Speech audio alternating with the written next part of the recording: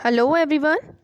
सो बच्चों, आज की वीडियो में हम क्लास 6 की हिंदी विषय की वर्कशीट नंबर 15 करने वाले हैं, जो कि आपकी 27 अगस्त की वर्कशीट है। सो इस वीडियो को स्टार्ट करने से पहले सभी बच्चे इस वीडियो को लाइक करके इस चैनल को सब्सक्राइब ज़रूर करें। तो चलिए वीडियो को स्टार्ट करते हैं।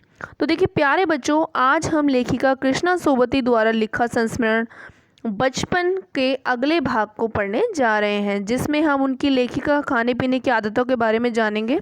तो चलिए, यानी कि हमने पिछली वर्कशीट में भी कृष्णा सोबती के द्वारा जो संस्मरण लिखा गया है बचपन, जो आपकी पाठ्य पुस्तक की पाठ 2 का ही पाठ है, उसके बारे में ही हम पढ़ रहे हैं। उसका अगला भाग हम जो है पढ़ने वाले हैं। ठीक है, उसमें हम उसके खाने पीने की आदतों के बारे में पढ़ेंगे।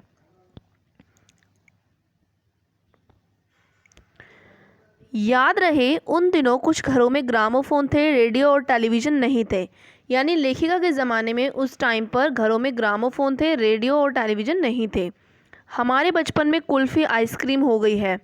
ठीक है, उस टाइम पे क्या था, कुल्फ़ी थी, अब जो है कुल्फ़ी आइसक्रीम हो गई है। कचौड़ी समोसा जो है वो पेटीज़ में बदल गया है। शहतूत और फालसे और खसखस के शरबत कोक पेप्सी में बदल गए हैं।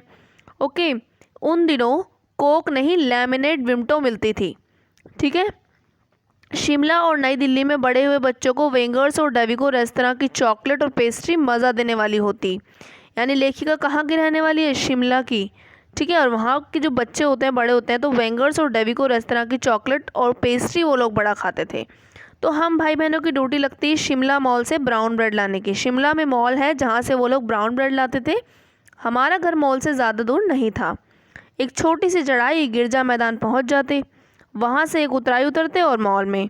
ठीक है, कन्फेक्शनरी काउंटर पर तरह तरह की पेस्ट्री, चॉकलेट की खुशबू मन भावनी। यानी वहाँ पहुँचते ही उनको पेस्ट्री और चॉकलेट की खुशबू आने लग जाती थी।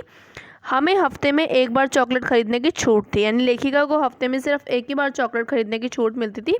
सबसे ज़्यादा मेरे पास ही चॉकलेट टॉफ़ी का स्टॉक रहता।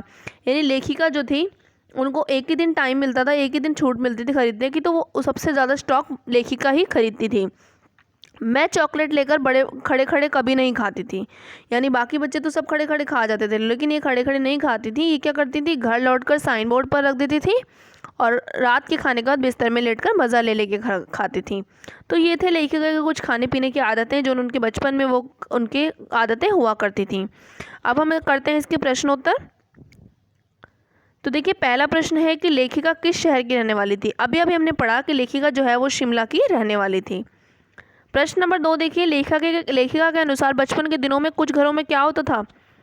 ग्रामोफोन। ठीक है, अगला देखो प्रश्न नंबर 3, ऊपर गद्यांश में आए सभी अंग्रेजी शब्दों को छांट कर लिखिए। कौन कौन से अंग्रेजी शब्द ऊपर आए हैं? Radio, television, gramophone, ice cream, patties, chocolate, mall, toffee, counter, sign board, confectionery. ठीक है, ये कुछ इंग्लिश वर्ड हैं जो इस ऊपर के पैराग्राफ में आए हैं। अब पढ़ते हैं प्रश्न नंबर 4 की तरफ। प्रश्न नंबर 4 में आपसे बोला है, लेखिका शिमला मॉल में क्या करने जाती थी? तो इसमें आप लिखेंगे कि लेखिका शिमला मॉल से ब्राउन ब्रेड लेने जाती थी। ठीक है, अभी अभी हमने पढ़ा कि वो लोग क्या करते थे, शिमला मॉल से ब्राउन ब्रेड लेकर आते थे।